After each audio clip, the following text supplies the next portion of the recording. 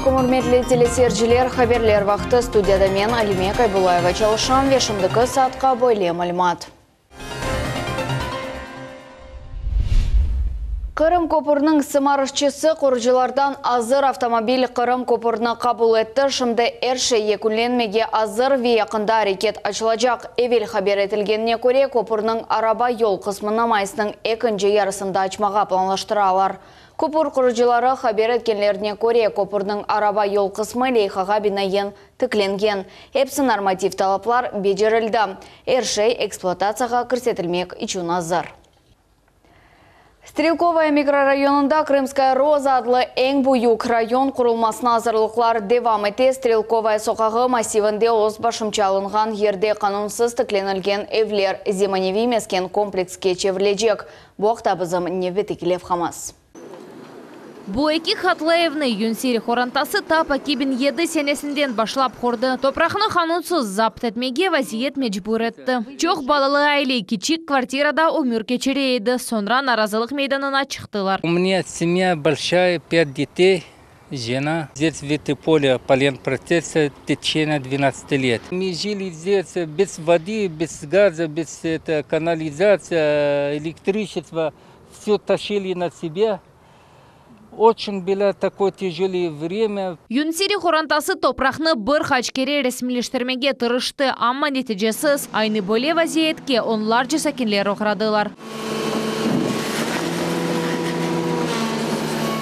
Шымды Крымская Роза топрақларында әпісі қанунсыз иншатларны йықалар. Чоқ еллар девамында топрақ меселесі чезілмегенеді. Шымды бұл суал чезілмекте. Ритха Юнсирінің әві ерінде 11 ел девамында мектеп пейда олачақ. Нам это выгодно взять компенсацию и идти строить, и быстрее, и в течение года, дай бог, все получилось. И хорошо они предложили нам деньги достаточно 3 миллиона 300. За это можно купить участок и строить хороший дом. Топрақның қануни сайыбы құрыжы шыркет. Олар бір ел девамында 19 евні боздылар. Айны бөле тақдир да 20 евні беклей, дей инвестор. Крымская Роза массивінде құрылған евлер үшін айлелерге пара тазминаты берілі.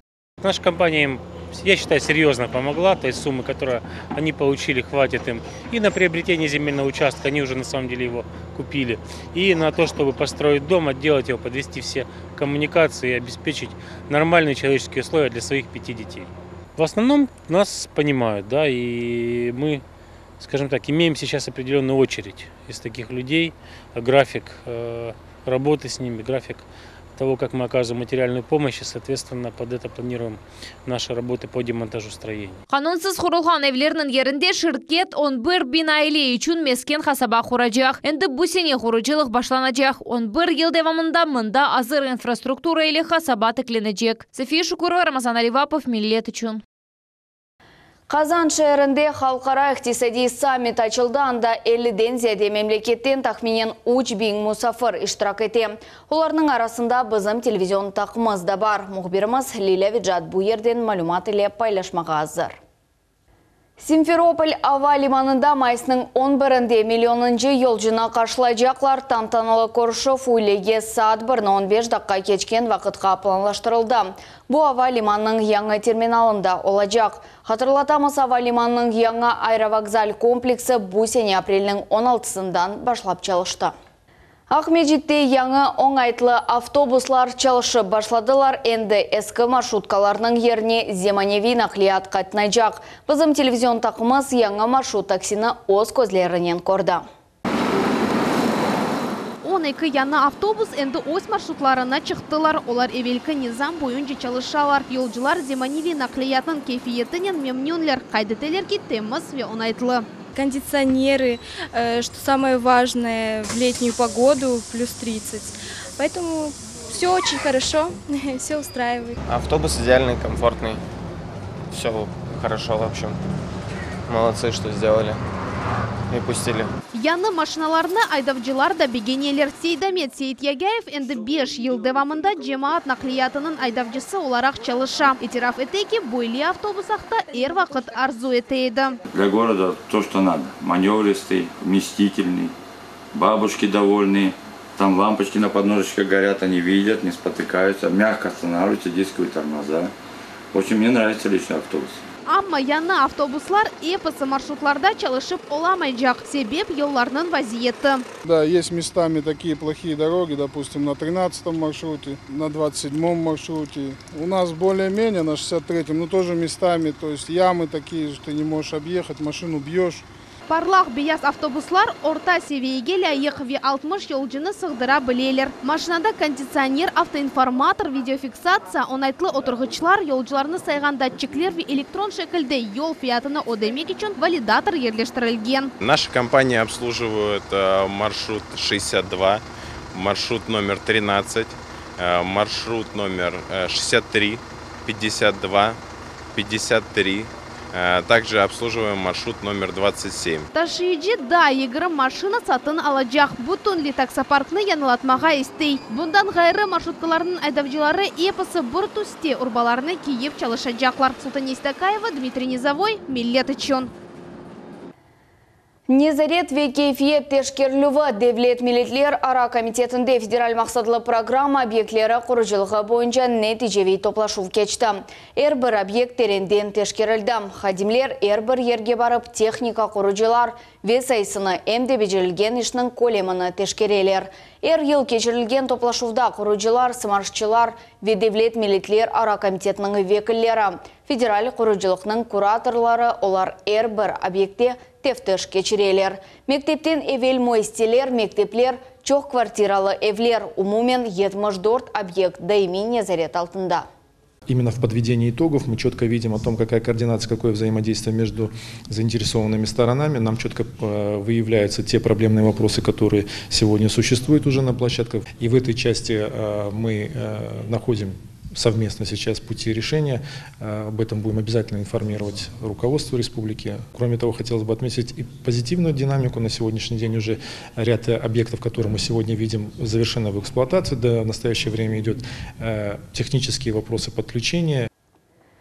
Qırımdan surgun etilgen qurbanlarının hatıra kunu, Yarmadada 18 Mayıs kunu elak olğanlarının hatırasını nasıl anacaklar?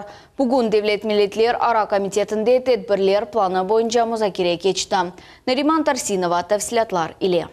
Бу йылы хатыра тедбирлер Сюрень көйінде ерлешкен мемориалға гүлчемберлер куйлывандан башланacak. Bundan son картлар уларның айлелері сүргүнлекні насыл кечерігенлері ақта тариф этежеклер. Мектеп талебелері ise бу тешетлі куняқта шерлерні айтажақлар. Депортация ақта ерлар. Сукунет дақасы ве сүргүнлік ақта фильм тағдым этележек. Хатыра тедбирлер Бақчысырай мемориалы курулған ерде открылежек. Эпосы районлардан автобуслар тышкіл олунacak. Сегодня мы обсудили планы по составлению сценарного плана, тех технических вопросов, которые необходимы будут, безопасности, обеспечения подвоза граждан из всех муниципалитетов, а именно с числа реабилитированных, которые, как мы знаем, большинство уже в преклонном пожилом возрасте, поэтому будем с муниципальным образованием обсуждать этот вопрос. 18 Mayıs butun Kırım-Tatar halkı için facialı gündür. 74 yıl evvelsi tamam şu günü milletimiz Kırım'dan sürgün etilgen adam. Bundan son iyun, iyul ve avgust aylarında yarımadamızdan Nemseler, Bulgarlar ve Ermeniler sürgün etildi. Gelecek hafta Cuma günü yarımadamızın cemilerinde sürgünlükte vefat etkenlerinin ruhuna bağışlap dualar uğalacak. Hatıra tedbirler Kırım'ın her bir şehrinde ve rayonunda olup geçecek. Mekteplerde ise sınıf saatları devamında talebelerge malumat verilecek. Akmesjid merkezinde saat 21'de rekvem akşam teşkil edilecek. Neriman Tarsinova ve Ervin Emiraliyev, Millet Telekanalı. Temiz avada rahatlanув кезлевге yakın yerde ferma лагерде başkalardan ayrılgan ballar adi ayatını iseteler. Osumlikler ve hayvanlarını bakalar, leyha, daun, autizm hastalıkları ile küreşken ballarını içtimai yaşayışqa alıştıra. Ayşe Şulakova bu mevzunu devam etti.